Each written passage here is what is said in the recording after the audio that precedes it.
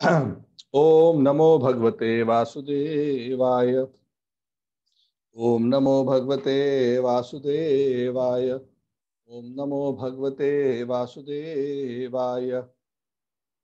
नारायणं नमस्कृत्य नरं चैव नरोत्तमं देवीं सरस्वतीं व्यासं ततो जयमुदीरयेत्।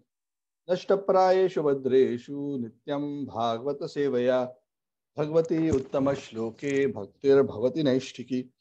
कृष्णाय वासुदेवाय देवकी नंदनाय च नंदगोपकुमाराय गोविन्दाय नमो नमः। उमज्ञानतिमिरान्धस्य ज्ञानाञ्जनच्छलाकया चक्षुरुन्मिलितं येन तस्मै श्रीगुरवे नमः।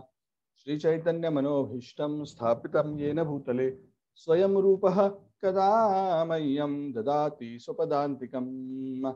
वन्देऽहं श्रीगुरोः श्रीयुतापदकमलं श्रीगुरून् वैष्णवांश्च श्रीरूपं सागरजातं सहगणा रघुनाथान्वितं तं सजीवं साद्वैतं सावधूतं परिजनासहितं कृष्णचैतन्यदेवं श्रीराधाकृष्णपादान् सहगणललिता श्रीविशाखान्वितांश्च।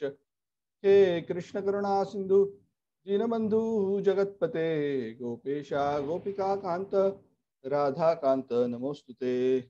तप्त कांचन गौरांगी राधे वृंदावनेश्वरी वृषभानुसुते देवी प्रणमामि हरिप्रिये। वंशकल्पतरुभ्यश्च कृपा सिन्धुभ्य एव च पतितानां पावनेभ्यो वैष्णवेभ्यो नमो नमः। जय श्री कृष्ण चैतन्य प्रभु नित्यानंद श्री अद्वैत गदाधर श्रीवासादि गौर भक्त वृंद। हरे कृष्ण कृष्ण कृष्ण हरे हरे हरे राम राम राम हरे हरे। नमो विष्णुपादाय कृष्ण प्रेष्ठाय भूतले श्रीमते राधानाथ स्वामी नामने। नमो विष्णुपादाय कृष्ण प्रेष्ठाय भूतले श्रीमते भक्ति वेदांत स्वामी नामने। गौरवाणी प्रचारिणे निर्विशेष शून्यवादी पाश्चात्य कम करोति वाचालं मंगलं लंघयते गिरिं यत्कृपातमहं वन्दे श्रीगुरुं दीनतारिणं परमानन्दमाधवं श्रीचैतन्य ईश्वरम्। हरि ओम तत्सत्। हरे कृष्ण। ग्रंथराज श्रीमद्भागवतम की जय। सामवेद गौर भक्त वृंद की जय। हरे Krishna. So thank you all for joining. Today is 1st May, Labor Day. All living entities in this material world are laboring very hard since time immemorial. So one day out of 365 is officially given as a rest day. Krishna says in the Bhagavad Gita, Manashashtani indriyani prakritisthani karshati. That with the 5 senses together with the mind, the living entities in this material world are struggling hard for material existence, laboring hard. So everybody is laboring hard. Everybody is laboring for happiness. Somehow it is very elusive. So we become tired after 364 days of trying to look for happiness. Then one day we say, let me take rest. That is 1st May. This is my own purport, not any other official statement. But the real solution to be free from all this laborious suffering is the Srimad Bhagavat. The Srimad Bhagavat has dawned on the horizon of this world to relieve the misery of all living entities by connecting the self to the supreme self. Krishna is the self of the self. There is nobody more closer to us than Krishna. Even though in one sense, we think, oh, God is so far away from me. I am so far away from God. But that farness is because of our turning away from Him. Actually, God is just there. He's just there next to us. The only thing is, we have turned away from Him and we are looking in all directions and we are not finding Him. All we have to do is just turn our face towards Him. He's just next to us. In fact, this even next to us is actually an understatement. We are actually His part and parcel. So the fact is actually there is no separation. But the separation that we perceive is because of our own desire to want to forget him, which the Lord facilitates through the process of creating this false ego and creating this material world. So the Lord is actually our dearmost friend. He is the self of ourself. He is our true friend. Surudas Sarva Bhutanam. And that is why the greatest pleasure, greatest happiness, greatest peace comes by understanding that the supreme substratum of everything, the supreme personality of Godhead, Param Brahma, Param Dhamam, Pavitram Paramam Bhavan, Purusham Shashwatam, Divyam Adidevam Ajam Vibhum. Arjuna describes Krishna like that. You are the supreme Brahman, the supreme amongst all living entities. You are Param Dham. You are the supreme reservoir, the resting place of all living entities. In fact, the living entities are so dear to Krishna. It is said the Kaustuba gem, which is residing on the chest of the Lord, this bluish colored gem, the Kaustubh Mani. The Acharyas say that that Kaustubh Mani actually represents the sum total of all the jivas. And Krishna keeps him very close to the heart. Because he loves all the living entities so much because they are his part and parcels. He loves them so much. Unlimitedly he loves them. So on one side is the Srivatsa mark, which is Lakshmi Devi, who's very dear to him. And just next there on his chest is also the Srivatsa jewel. So all living entities are very dear. So Krishna is our dearmost friend. And all we have to do to achieve the best lasting peace, unlimited happiness, is to just turn towards our true friend. So even though Krishna appears the most far away, actually he is the most close to each of us.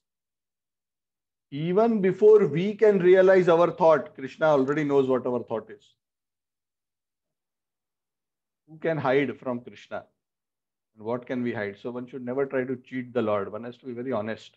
Even with all one's shortcomings, all one's mistakes, never try to act smart in front of the Lord. He can see through 200% exactly. He knows us thoroughly well.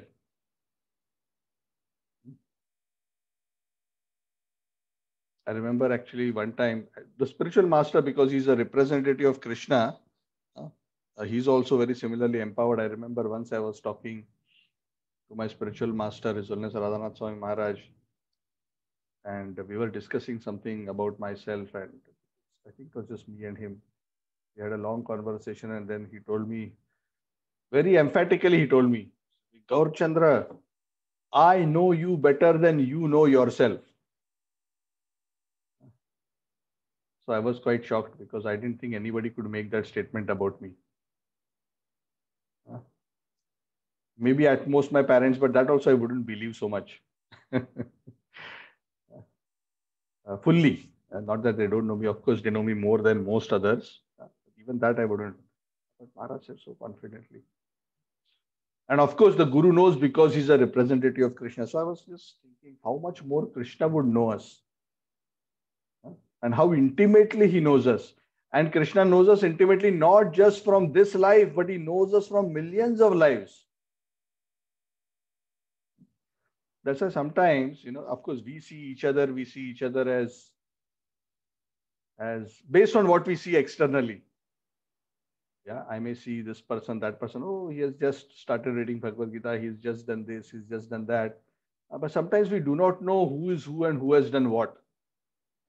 And sometimes we become surprised that we see Krishna is showering so much blessings and good fortune on some devotee who apparently, according to our calculations, is not so great.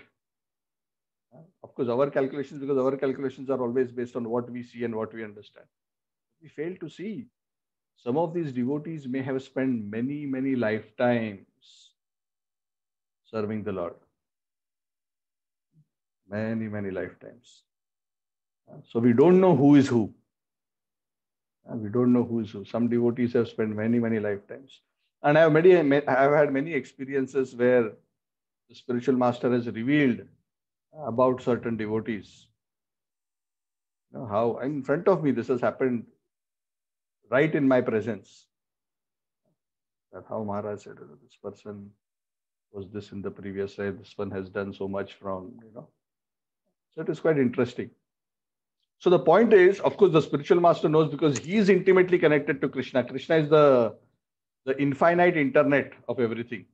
That is the Paramatma. What is Paramatma? Paramatma is the supreme internet which is connected to each and every atom. He is fully aware of everything. So Google is the material representation of Paramatma, something like that. All the information they are gathering about everybody and they know. Correct. Sometimes when we search a website, we do something, we wonder, "Hey, how come this advertisement is coming up? How they know I need this? How they know I like this?" So if just material technology can do this, imagine what Paramatma knows. So the Lord actually knows everything thoroughly, not just from this lifetime. He knows what we desired 21 lifetimes ago and what we have been still harboring in our heart. And when the right time comes, He will make the facility for those desires to find expression. So it's very amazing. So why I'm saying all this is, it is in our best interest to cultivate this relationship with the Lord because the Lord is our best friend. Never forget this. And always remember another thing, that the Lord is just there. Do not bother whether you think of yourself as advanced, not advanced, sinful, not sinful. The moment you sincerely turn towards the Lord, Krishna is there immediately and immediately willing to help you. Immediately willing to help you. Do not doubt this. So please cultivate that relationship. And when we hear from the Bhagavad the story of how the Lord had such wonderful relationships with the devotees, how He protects them, how He loves them, that should be a great incentive and encouragement for us to develop our own relationship. The beauty of the Bhagavad, the Gita, is that it shows us the possibility of what we can all also achieve. See, the Lord is unlimited. The Lord is not, limited like some material person. Correct? Let's say there is materially a very beautiful man or a very beautiful girl. Everybody wants to marry, let's say, a very beautiful girl. When we were young, everybody wanted to marry Aishwarya Rai. Oh, who will marry? Who will marry? Who will marry? And finally, when she married Abhishek Bachchan, probably, 1 million people bang their hand on their head. Oh, I have lost the chance. Why? Because in the material world, there is always a limitation. Everybody cannot get the same thing. If one person gets that, the other person doesn't get it. But the beauty of Krishna is unlimitedly available to all living entities at all times. No matter how many people attain Him and develop relationship with Him, He is unlimited. So you don't have to compete with anybody to come first. You don't have to outsmart anybody to reach there first. We can take inspiration and blessings from those who have reached there first, but we can achieve practically the same benefit and blessing that they have achieved. When Krishna was in Dwaraka, he married 16,108 wives. Of course, there are different circumstances of why he married. We'll not go into that today. He actually did it to help them and save them, because the 16,100 princesses were captured by Narkasur. And to save them and their honor, he married them. Krishna was so kind. It's not that, we are married to Krishna, so, only now Rukmini is there with him and few other wives. What we will do? We are only namesake queens. No. Krishna created a palace for each of the 16,108 wives. And Krishna would be personally present in each house simultaneously. And each of the queen would think, oh, we are so fortunate Krishna is only with us. and they would feel that they have Krishna's full time and full attention. This is mentioned in the Krishna book. Of course, this pastime is from the Bhagavad, from the 10th canto. So amazing. In one house, Krishna would be joking with his wife. In one house, he would be playing with his children. I cannot imagine Krishna playing with his children in the Dwarka palace. In one place, he would be discussing some family matters. In one place, he'll be doing puja.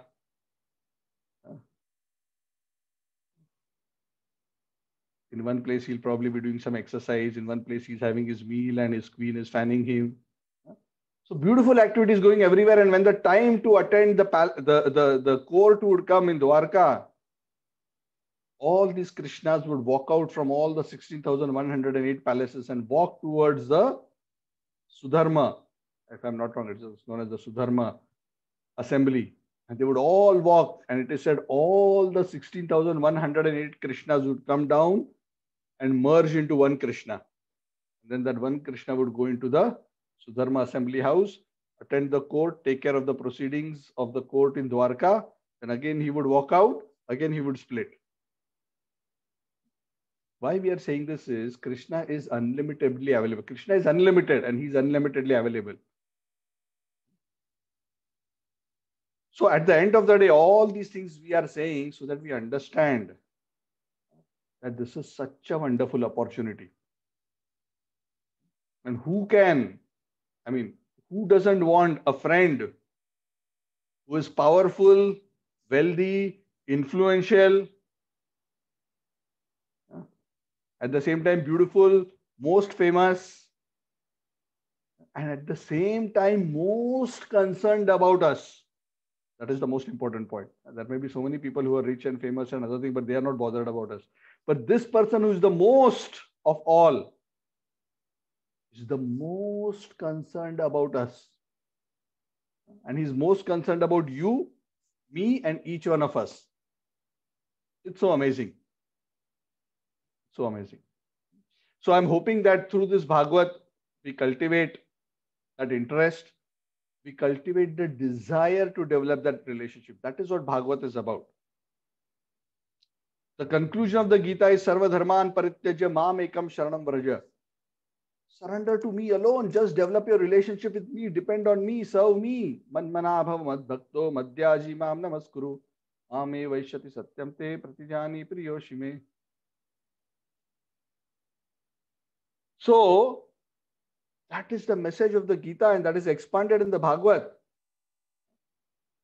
So as we go through the Bhagavad and hear these wonderful pastimes, we should become more and more convinced that this is actually what we should aspire for in life. To develop this one relationship. Because when we develop this one relationship, through developing this relationship, we automatically develop our relationship with all living entities. Yasmin tushtam jagat, Yasmin tushte jagat tushtam. When he becomes pleased, the whole world becomes pleased. So wonderful. Okay, so please remember this. So let us come back to the chapter at hand. We are continuing this beautiful pastime, Canto 3. We'll be discussing today chapter 21. The chapter is entitled Conversation between Manu and Kardama. If you remember in the last class, in the last chapter we were discussing where Maitreya and Vidura got into the details of the discussion on the insistence of Vidura as to how the world was populated. So Maitreya Muni is about to actually explain.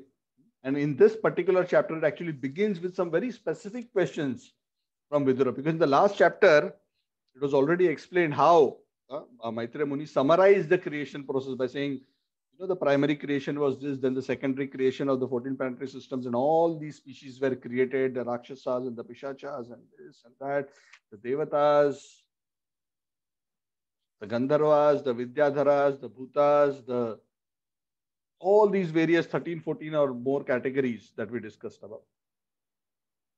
And if you remember, towards the end of that chapter, the reference came to Manu and how dharma was given by Manu and how he ruled nicely. So now the conversation is narrowing down very specifically to Manu, because Manu is a very, very important personality. If you remember, again, if you remember, who is Manu? Manu is the main leader for dharma and population for humanity in each Manvantara. If you recollect, every day of Brahma, there are 14 Manvantaras, 1-4. Each Manvantara is 71 Chaturyugas. A Chaturyuga is Satya, Treta, Dwapara, Kali, all 4 together. So 71 such cycles as a Manvantara, and there is a Manu in charge. In fact, the Manu is such an extraordinarily powerful, pure soul, often a pure devotee, that he is practically considered as an incarnation of the Lord.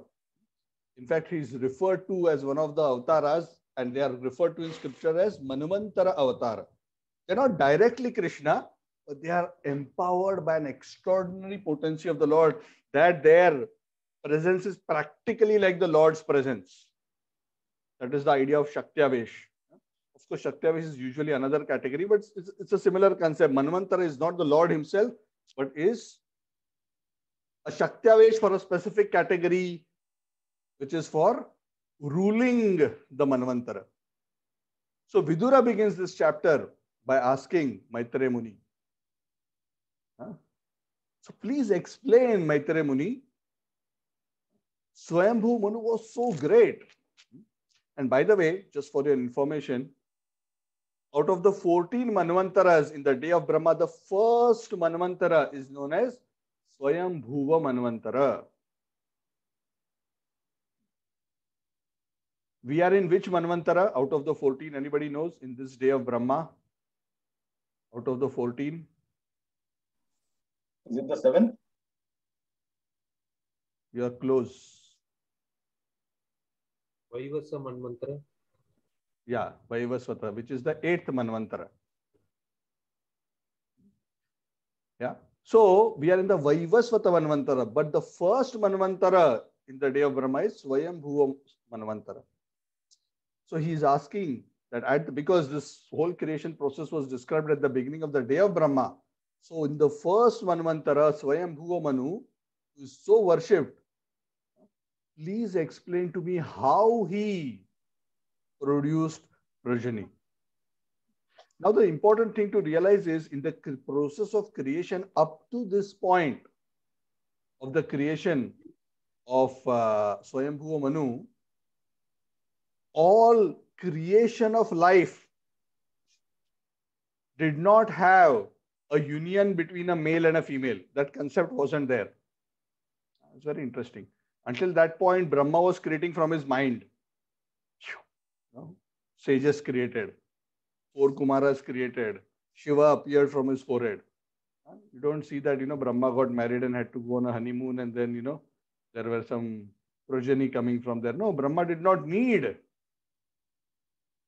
But as lower and lower life forms, relatively speaking, started appearing, the material considerations and material aspects started becoming more and more prominent. And from Swayambhuva Manu, this system was established that progeny comes from the union of the male and female. So he says, please explain how this process happened and how it worked. So Swayambhuva Manu, if you remember, just to recap, if you do not recollect, this was discussed a few chapters ago. Swayambhuva Manu and Shatarupa. Shatarupa is the wife of Swayambhuva Manu. Both were created by Brahma from his mind. And then he told them that, okay, I have produced you. I want you to get married and populate the universe. Correct? So that is how that whole concept started. And if you remember, until that point, there's another point. Before Swayambhuva Manu and Shatarupa were created, Brahmaji had already created the Sapta Rishis and a few other sages. And he wanted also them to populate the universe. But there was a problem. Can you guess what was the problem? They were not powerful enough to create from their mind or automatically. Yes, Amit wants to say. What was the problem, Amit? So they refused to populate the universe. They were, I think, No, that was the four Kumaras. the Yeah. four Kumaras. Sorry, Yeah. But the other sages, they were willing. But how to populate? You have to get married to populate, because now the system is different. But what is the problem to get married? The problem was there is nobody to get married, because there was no female species at that time. The first female that was created here practically was Shatarupa, who was the wife of Swayambhuva Manu. Okay, so let's see how those two stories converge. And this chapter explains that. I hope you're still with me, right? So Brahmaji created these sages, 7 sages plus a few sages like Kardama, plus he created Swayambhuva Manu and Shatarupa. So Swayambhuva Manu and Shatarupa, Swayambhuva Manu is a very self-realized person. He's a pure devotee. In fact, Swayambhuva Manu is referred to in the Bhagavad as one of the 12 Mahajanas. Swayambhu Narado, Vyasa, and so on and so forth. There are 12 Mahajanas. Swayambhu, his name is, of course, sorry. In that case, Swayambhu is referring to Brahma, but there is a reference to Manu. So that Manu is referring to Swayambhuva Manu. So he's a pure devotee, and he's doing all this exclusively as a service to the Lord, not out of any material desire. So Swayambhuva Manu, he had 2 sons. Their names were Priyavrata and Uttanapad. Now the stories of Priyavrata and Uttanapad will come later, because there are certain very important personalities who came from these personalities. We'll go to that later. Yeah. Anybody remembers what Uttanapad is famous for? Who is he related to? Dhruva's father. Whose father? Dhruva Maharaj. Correct. Good. Yeah. So Uttanapad married Suruchi and Suniti, and Dhruva, the great child devotee Dhruva, is the son of Uttanapad Maharaj. Good. Yeah. So Priyavrata and Uttanapad were 2 sons who were ruling the 7 islands of the earth according to religious principles. This is what the Bhagavad says. Which 7 islands we are talking about? Are we talking about the 7 islands of Mumbai? Are we talking about Hawaii? Which 7 islands is the Bhagavatam referring to? Anyone? All the continents? Yes, the Bhagavatam is saying Saptva Dvipa Vatim Mahim. This earth, this Mahim is Sapta Dvipavati. This earth, which is made up of 7 continents, the Bhagavatam is saying. And these kings were ruling all the 7 continents at that time. This is our history. They were not ruling only India. They were not ruling a part of India. They were ruling the whole planet. Sapta Dvipa Vatim Mahim. With full religion. So that's why Sanatana Dharma was there all over the planet, not just in India. And the Vedic scriptures always knew the earth had 7 continents. Modern science only found out recently, oh, there is this North America, South America, this, that. The Bhagavatam and many Vedic scriptures in many places describes the earth as round and having 7 continents. Bhugola Saptadvipa. Bhugola. Gola means like a ball. Saptadvipa, it has 7 major continents.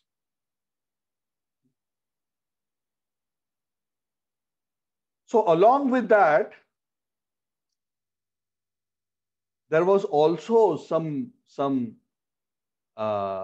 daughters which were born to Swayambhuva Manu and Shatarupa. So there was especially one daughter. And we will come to the broader story. There were many daughters, but there was especially one daughter which is mentioned here because this is significant to this conversation in this chapter. Her name was Devahuti. And that Devahuti married a great sage by the name of Kardama Muni. Kardama. Now, this sage is very, very great and very, very important because he had a significant role to play in the process of creation. Now, this Kardama Muni was also created from the mind of Brahma. And when he was created, he was totally absorbed. He was given the seva of procreation.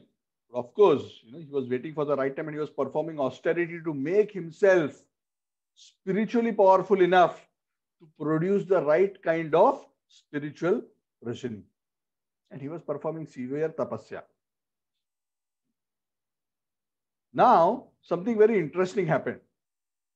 So, of course, there's a story and we will come to that, how Devahuti and Kardama got married. So, when this was mentioned, Vidura actually asked him, please explain to me, when Kardama and Devahuti came together, who were the children, what happened to them? I want to hear all this story in detail. Because the descendants of these family is what actually populated the earth. And many of these dynasties and many of these other beings came from them. That's why if you remember, even within the Vedic community, there's this concept of Gotra. Yes, how many of you have heard there's a concept of Gotra? Gotra means which rishi are you a descendant of? Because ultimately all this population came from one of these rishis, isn't it?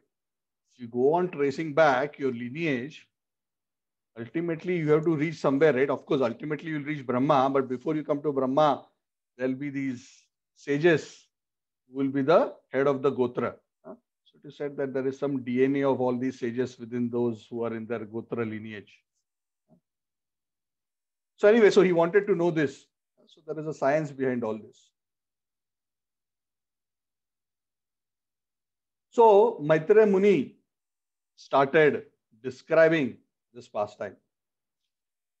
So he said that when Brahmaji commanded Kardama Muni to populate the universe, he didn't immediately go looking for a wife or ask, please get me married first. He said, no, I will go and perform penance, tapasya. He performed 10,000 years of tapasya on the bank of Saraswati river. And he was worshipping the Lord with great devotion. He was worshipping Lord Krishna, Lord Vishnu, great devotion. And not with a desire for something for himself, but for the blessing that he can serve the Lord properly by being a proper instrument to fulfill the desire of the Lord. So it is said at one time in Satya Yuga, being pleased by this devotional service, this meditation, this seva of Kardama Muni, the Lord personally revealed his spiritual form to Kardama. Kardama Muni was just overjoyed and besides himself because he was meditating on the Lord, worshipping the Lord. The Lord actually manifested his transcendental form in front of Kardama Muni. This is a very rare thing. It's not so easy to behold directly the beautiful form of the Supreme Personality of Godhead. But the Lord was so pleased. And the Lord manifested himself, and the Lord's beauty is described here, how attractive the Lord was. It is said the Lord was effulgent like the sun, so youthful, so beautiful, wearing a beautiful garland of white lotuses and lilies, clad in spotless yellow silk. His beautiful complexion with black curling locks of hair decorating his face. Beautiful crown, beautiful shark-shaped earrings. It is said he was holding the conch the chakra, and the gada in 3 hands. In the 4th hand, he was holding a white-colored lily. I don't know why specifically lily here in this particular case rather than the lotus. I do not know. But in this particular case, apparently a white-colored lily when he appeared like this. And he was twirling it. If you remember, even in the past time where the Lord at the gate of Vaikuntha appeared in front of the 4 Kumaras and Jay and Vijay, that time also he was holding, that was mentioned as a lotus and he was twirling it. So the Lord likes to, he has a unique style. That's his style. So he comes and he's holding all the other weapons, but with his lotus, he's, twirling it in a very elegant, beautiful way. And he was smiling at Kardama Muni like anything. The beautiful Srivatsa mark, that golden streak, was very clearly visible on the chest of the Lord. The famous Kaustuva jewel that we discussed about earlier was very easily, beautifully visible and resplendent. It's a bluish colored gem. Like what I mentioned, is representing all the living entities. It was suspended around his neck. And he was standing with his feet on the shoulders of his bird carrier Garuda. Garuda Vahana. So when the Lord appears, he comes in his Garuda Airlines, the original Garuda Airlines. Yeah. Such an irony. Indonesia doesn't hesitate to call their airlines Garuda.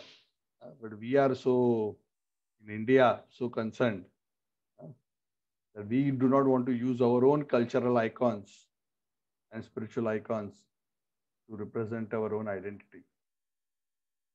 So when Kardama Muni saw this beautiful form, he was so satisfied, because this is actually the ultimate pleasure, to be able to see and serve the Lord and interact with him so intimately.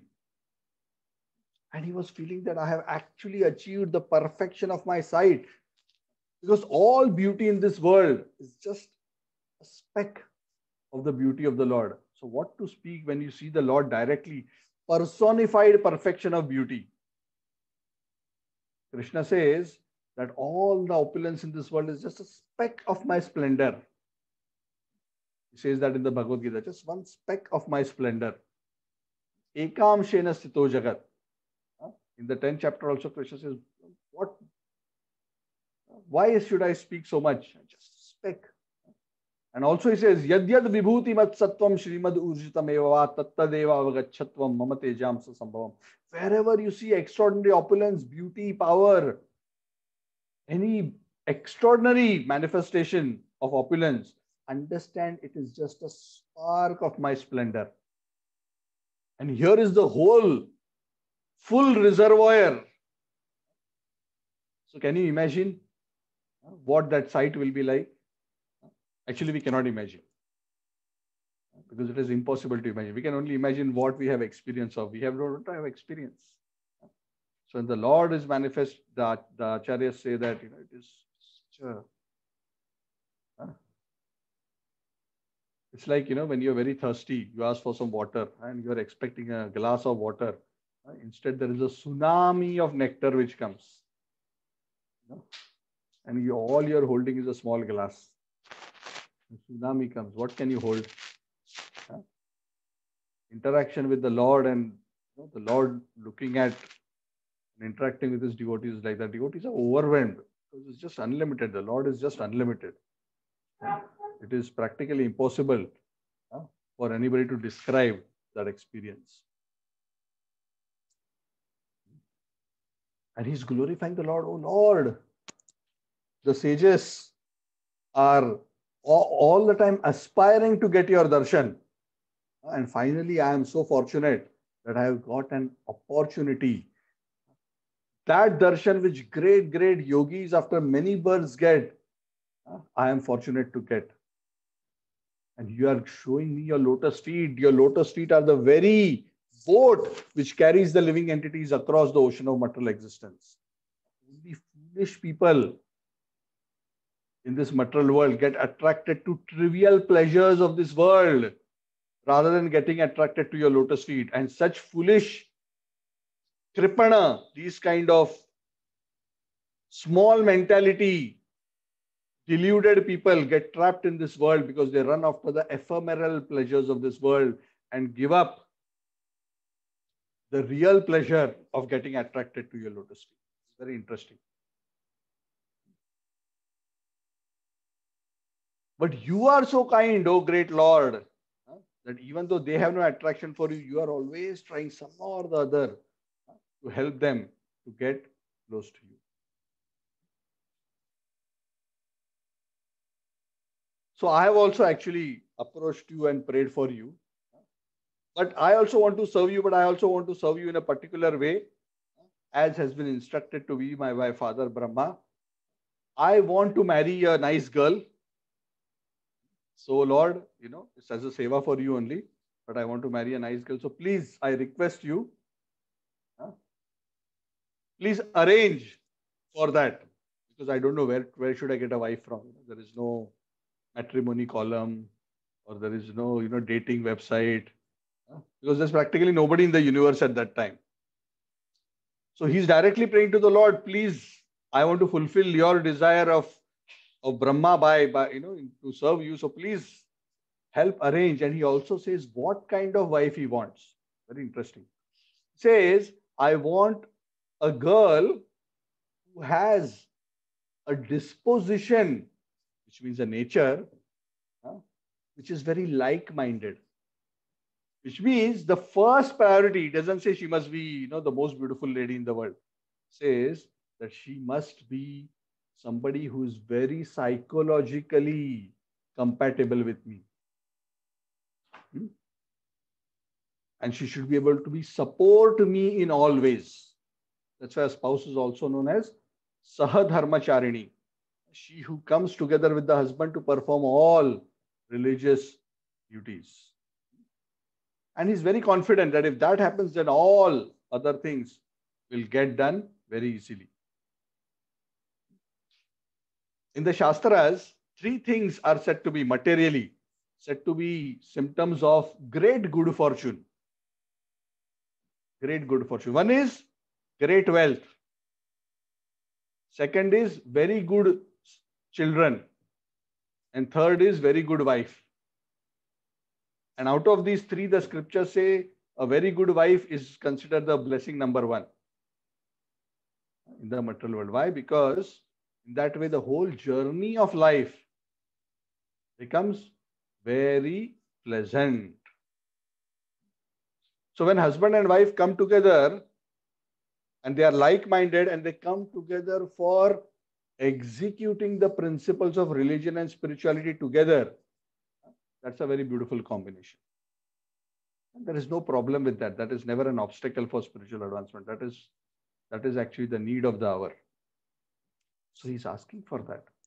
And he's saying, yes, in that way I can also produce progeny. So, oh Lord, you are Kalpavriksha. You are the fulfiller of all desires. So I have prayed to you. I have this desire.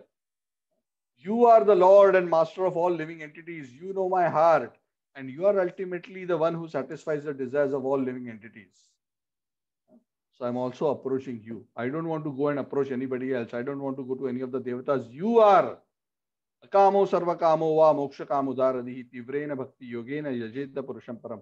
Material desire or spiritual desire always approach the Supreme Personality of Godhead, because simply by connecting with Him, one gets purified.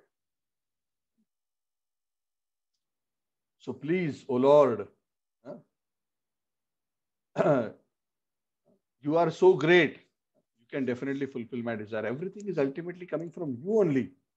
Just like a spider spins a cobweb and then retracts it into himself, the whole universe, the whole manifestation is coming from you.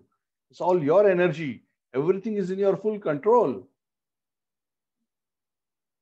All the gross and subtle elements are manifested by your desire.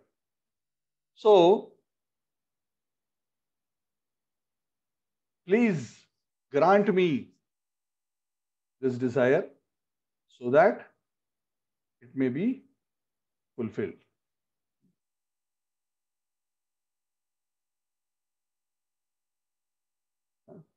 So, As he prayed like this, of course, the Lord knew his heart's desire very, very clearly. And the Lord, very, very graciously, who was, riding on the back of or the shoulder of Garuda, he started speaking in response to this beautiful prayer of Kardama Muni.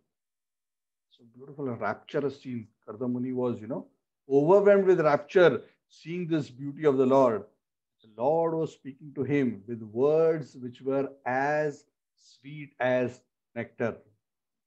And they said, as Lord Vishnu was speaking to Kardama Muni, the Lord's eyebrows were also moving very gracefully as he was speaking. The Lord is the most best orator, and he's so articulate and he's so gentle. That's why it is said, when Lord Vishnu, Lord Krishna, each and every movement of each and every limb is actually so beautiful. It is so beautiful that each and every movement of the Lord is like a festival.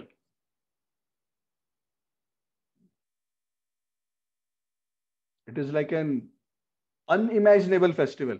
When Krishna would come out from his home of Nanda Maharaj and Nandagram every morning to come out to graze the cows, practically all of Braj would gather there just to get a glimpse of Krishna. And each and every movement, each and every step, each and every gesture, each and every movement of hand, each and every movement of the eyes, every movement of Krishna was so beautiful, so graceful. It would immediately capture the heart. Actually, this is practically unimaginable. We cannot even imagine. Anybody who sees Krishna even once, even a little glimpse, he will lose his heart to Krishna forever. Krishna is so attractive. That is why Prabodhananda Saraswati, very beautifully in Vrajdam Mahimamrita, he says, I think it's in Vrajdam Mahimamrita, forgive me if I'm wrong. He says a very beautiful shloka. He says, indirectly praising Krishna's beauty, he says, if you have any attraction for any things of this material world, then I warn you this. Saying, please do not go on the bank of the Yamuna at Keshi Ghat.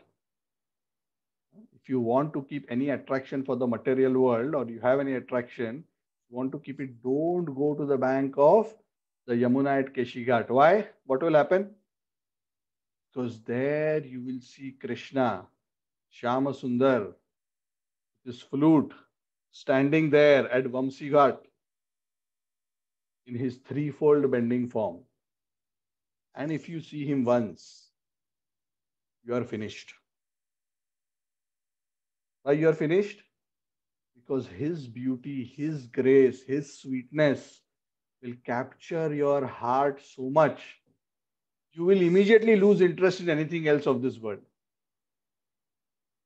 That is the unlimited beauty and attraction of Krishna.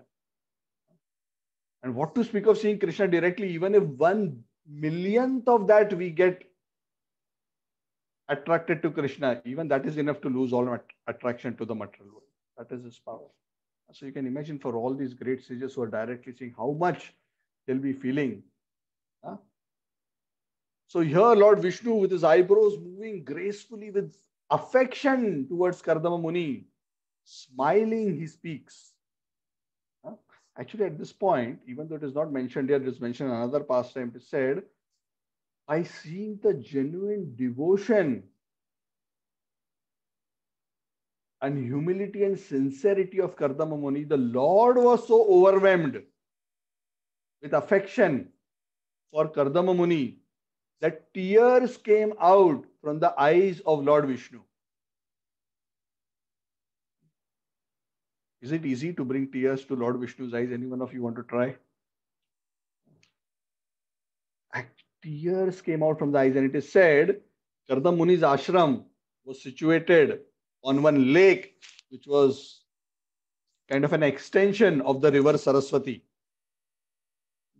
And he was there. It was like a lake, a sarovar. It is said the transcendental teardrops which came out from the eyes of Lord Vishnu dropped, because he was riding on back of Garuda, it dropped into that sarovar.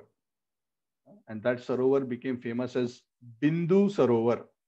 It's there up to this day. If you want, you can go and take bath there. The tears of Lord Vishnu fell into that lake and it has become purified. Just like the Ganges is purified by touching the lotus feet of the Lord, this Bindu Sarovar is purified by the tears of Lord Vishnu. Bindu Sarovar. So the Lord was so affectionate and the Lord started speaking. He says, "Oh, Rishi, I already know what you want. Of course, you're telling me, but you don't even have to tell me. Because I already knew what you were praying for and I have already arranged to fulfill that desire of yours. You have worshipped me so nicely, fully controlling your mind and senses, and I am so satisfied. Any living entity who worships me with full devotion, especially like you have, O Kardama Muni, giving up everything for my sake, exclusively worshipping me, nothing is impossible for them. They will never get frustrated because I make sure that all their desires are fulfilled. So don't have to worry. I'll already tell you now what the plan is, Kardama Muni. 2 days from now, you know this great emperor of the world, Swayambhuva Manu, the son of Brahma, who's so great, so powerful. He is ruling over the earth and the 7 seas. Day after tomorrow, that great Swayambhuva Manu, who's expert in all religious activities and who's the establisher of dharma for all the humans on earth, he will come here to your ashram and visit you with his Queen Shatarupa. So you don't have to go anywhere looking for a wife. I've already arranged home delivery. They will come to you along with their very qualified grown-up daughter whose eyes are black and beautiful. She's of marriageable age. She has a wonderful character and full of all good qualities. And she's also looking for a husband. Her parents will come to you because you are perfectly suitable for her. And they themselves will offer her to you in marriage. And rest assured, Kardama Muni, the nature of this girl, not only is she beautiful, not only is she very qualified, but like you correctly desired, her nature is perfectly suited to your nature. You'll be very happy. Always in Vedic culture, this nature has always been very important. That's why in the Vedic system, the horoscope matching and all these things were considered quite important because compatibility was the most important consideration, not just social status, not just money, not just beauty, not just what will come in dowry, but how both will be happy. Both will be happy if they complement each other, if they can get along with each other, if they can live together happily. So Lord Vishnu says, exactly like what you have aspired, she is of that nature and she will soon be yours and she will serve you to your heart's content. And I will tell you something more, Kardama Muni.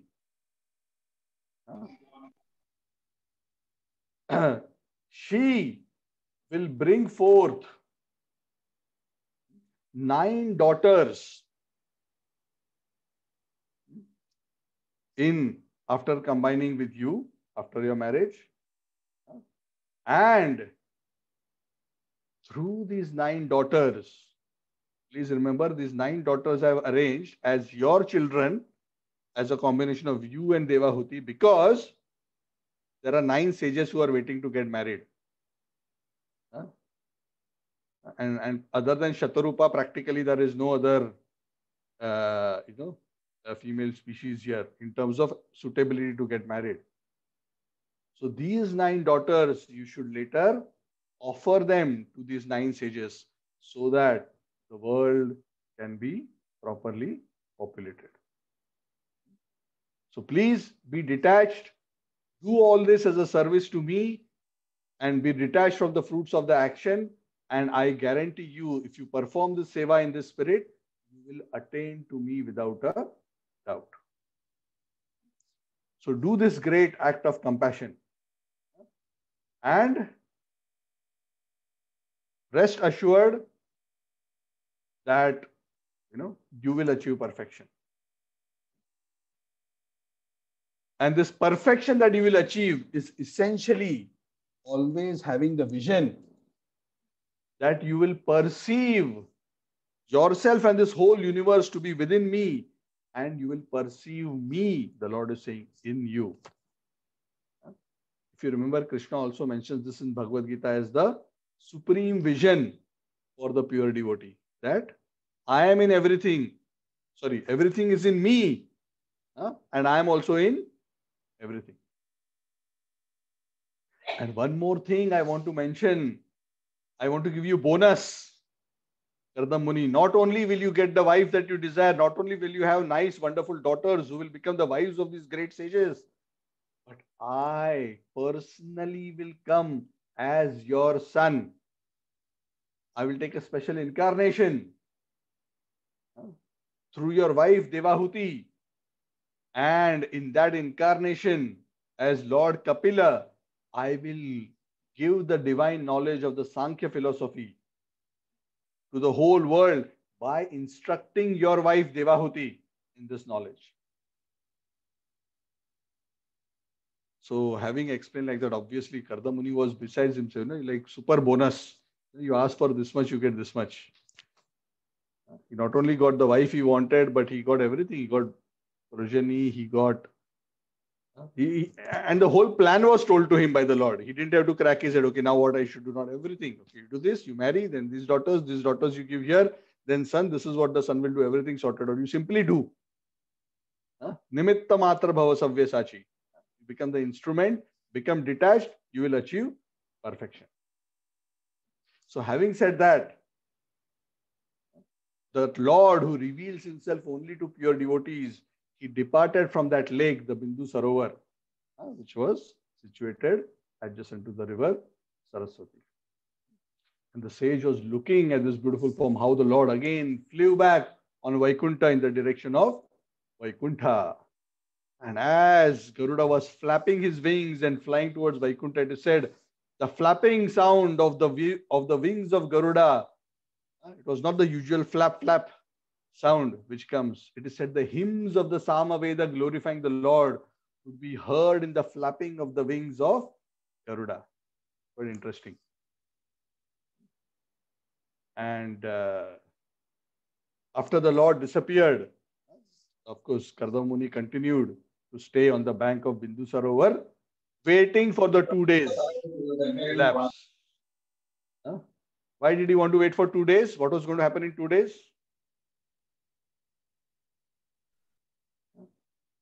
Swayambhu Manu and Swayambhu Manu and Shatarupa were about to come. So exactly as predicted, it is said Swayambhu Manu and his wife Shatarupa mounted on a chariot, which was very beautifully decorated. They placed their daughter Devahuti and they began traveling all over the earth, and they reached Bindu Sarovar exactly on the day that Kardam Muni had completed his vows of austerity.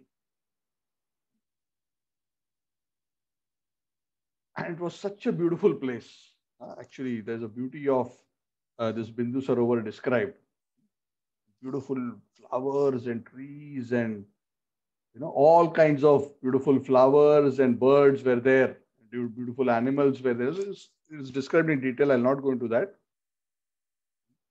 So when they came into that very sacred spot, because now that spot had become even more sacred, because it had become Bindu Sarovar by the teardrops of the Lord.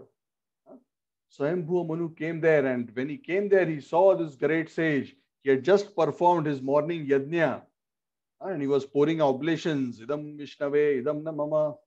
His body was shining brilliantly because he had performed austerities. But it is said, even though he had performed austerities for 10,000 years, he did not look emaciated. Because the Lord gave him darshan, he became fully hale and hearty, and his body was shining and glowing. The sage was very tall, and he was also very beautiful with lotus-like eyes.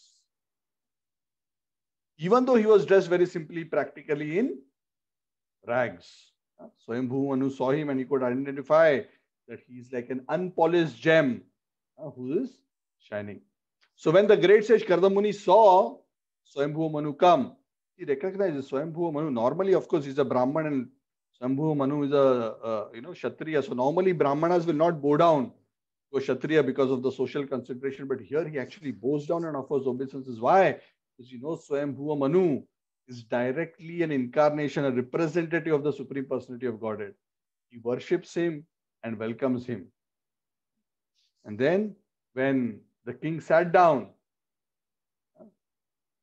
and he became silent, then Kardama Muni started speaking very sweetly to the king, and he started glorifying him. That you are actually representing the protective potency of Lord Hari. You are the king, you are the protector of the world. You are actually the representative of all the devatas. And because you are protecting the earth, dharma is properly established and everything is going on wonderfully, because without this, there will be chaos in this world. Because if the king is not properly following dharma and protecting dharma, adharma will spread. There will be a lot of chaos and mismanagement in society. But because of you, O great Swayambhuva Manu, everything is going on very wonderfully. So, thank you very much. You are doing your job very nicely. Now, I ask you, please tell me, what is the purpose for which you have come here? Kardama Muni is asking Swayambhuva Manu. Of course, Kardama Muni knows exactly why he has come, because the Lord has already told him. Swayambhuva Manu doesn't know that Kardama Muni knows. Says, please tell me why you have come, and whatever is it your desire, I will carry out without any reservation. Just instruct me, I will carry out. So saying this, this is the last thing he says, and this brings to the end of chapter 21. So there was this beautiful meeting. And of course, in the next chapter, this whole marriage aspect of Kardama Muni and Devahuti is there. And then it goes into other beautiful stories related to Kardama and Devahuti. It's very, very beautiful. And how then Lord Kapila was born, how the 9 daughters were born. Many nice lessons and many beautiful things to learn from the subsequent chapters. So that brings us to the end of this chapter. Thank you very much. Srimad Bhagavatam ki Jai. So, any questions? Any comments?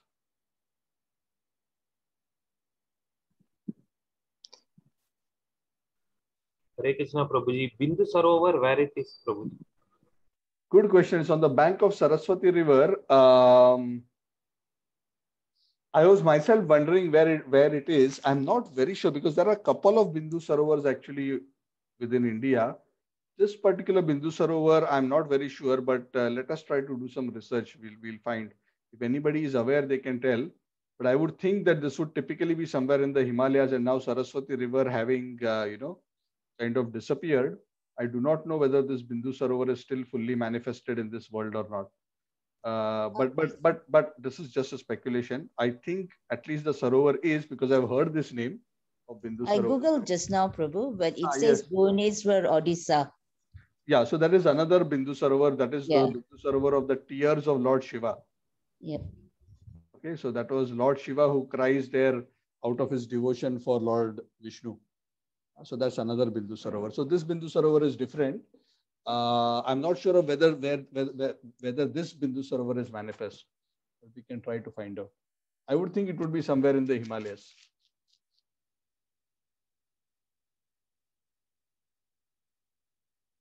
Any other questions? Can I ask one more question, Prabhu, about the continents just now? Yeah. I mean, what modern science says is that, of course, the tectonic plates moved, so we have the continents, but in the beginning, it was like one whole landscape, right? So just, but our Vedas have already mentioned the 7 continents, huh? Yeah, at this point, at least when this pastime happened, it is mentioned as 7 continents. I have not heard any reference to it being one mass and then shifting. I do not know. I neither want to say that is not true, nor do I want to say it is true, because I have not heard any such reference. But clearly, at least at this point in history, when this pastime happened, already 7 continents were manifested. Yeah, so that may or may not be true. We do not know.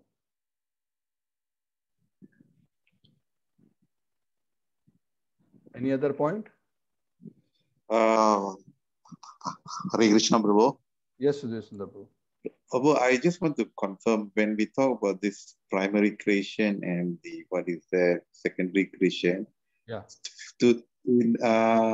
In order to what is that simplify the entire thing, can we say that secondary creation comes from Lord Brahma himself, Yes. including the what is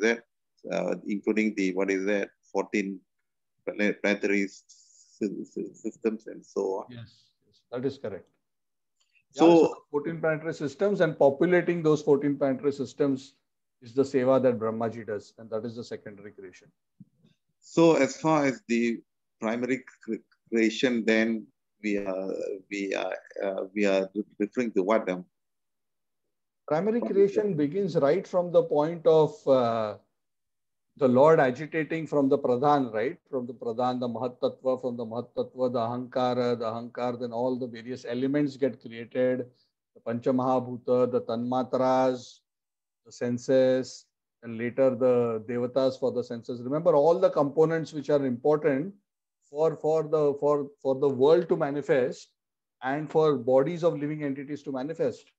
Because these are not things which can be created by a jiva, because they are created and held together and energized by the power of the Lord. So these are not things which can be created by living entities. Okay, Prabhu, thanks. So what Brahmaji is doing is he's taking these components and putting them together. Yeah, correct. Yeah, just like if I want to build a PC, I may say, oh, I'm a computer engineer, I can build a PC. Does it mean I can actually create a PC from scratch? Can I actually make an IC? Can I actually build a monitor? No, I can't. All I can do is bring the different components together, buy them, come and just assemble them and make a PC. Correct? So similarly, the components, because it's beyond the power of living entities to create those components, the senses, the elements. So that is not possible. So that is created by the Lord, and then those component elements are used by Brahma to organize the universe and populate it. Okay, Prabhu, thanks. Prabhu, okay. I just wanted to make one point, Prabhu. Yes. When you were mentioning that, what is that? We are very, very dear to the Lord and what is that, so on. I think one point which can be used is that when we chant, when we chant sincerely to the what is the Lord, that means we are like for example, when we call the name of the Lord, we are like having what is that, direct phone conversation like with him, and during that particular time it is between us and the Lord himself. So at the end of the day, it kind of comes back to us if we want to how we want to perceive that, how close what is that we are to the Lord by what is that chanting his what is the name every day.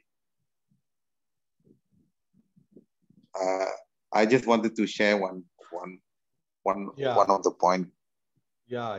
No, very true. Very true. So the Lord always loves us. We are unable to see it or perceive it because we have turned our face away. Yeah, correct. So just like sometimes, children will go away from their parents and not be concerned about the parents. So they are unable to see the love and affection that the parents still have for them. They are unable to see it, feel it, because they have turned their face away. But of course, the Lord never stops loving us. So that's why all we have to do is just turn our face towards him. It doesn't matter how sinful we may have become. But what Krishna wants to see is we have turned to him, correct? Just like no matter what the child has done, if the child comes running to the mother or the father and embraces them with love, the parents are always willing to embrace them. The parents never say, oh, no, no, no, no, no, you are now too fallen. I don't want to embrace you. So the Lord is like that. So the Lord always remains our dearmost friend in all circumstances. And that is why it is said, even the punishment of the Lord is a punishment of affection. It is for our good. The punishment given by the Lord is not given out of a sense of revenge or a sense of, you did like this, now see what I do to you. The Lord is never like that. The Lord always wants us to actually achieve our full potential in terms of the divine experience along with the happiness and peace that it brings. He has created us to have that experience in connection with him. But unfortunately, because of the misuse of free will, many of us have given up that nectar and rather gotten attracted to the poison of trying to enjoy the fleeting pleasures of this world. So the Lord is patiently waiting when we will turn towards him. But he always loves us. The point is, he's always there. We don't have to worry. So if you are in doubt, just try this out. Just sincerely ask him and you will see how very practically, immediately the Lord reciprocates. If you are sincere and you pray from your heart, you may not necessarily feel great devotion. If you pray from your heart and you talk to the Lord, you will see that he is reciprocated. When he reciprocates, doesn't mean he will necessarily give you exactly what you want, but you will see how he's intervening and helping you in the right way. God always gives what we need, not necessarily what we ask. And that has always been my very consistent experience. I can say that the Lord has never, in one sense, failed me in a bigger way. Doesn't mean that he has given me necessarily all I have asked for, but he has always done things in a way which has been extraordinary. And sometimes it becomes very, very evident. Sometimes the Lord sometimes he becomes a bit extra kind. And then he makes his love and affection very apparent. And when he allows us, see, sometimes, most of the time, the Lord works behind the scenes, so we cannot actually see him. But sometimes the Lord, just to show that he is actually very close to us and doing, sometimes he just kind of temporarily, opens the curtain. And he shows how he is so intimately involved and connected and orchestrating everything. And then, if you get to see that, you will be shocked. And then you'll realize that actually he is more a friend than anybody else. So it is actually, we cannot understand how much he loves every living entity. It's very amazing. So this is for us to figure out. Each of ourselves have to figure that out. And when we see that, and when we sense that, then it actually becomes very beautiful. And then the relationship with the Lord becomes very real and meaningful. So that is what Bhagavatam is about. So please explore that. It is available to everyone. Okay, anything else?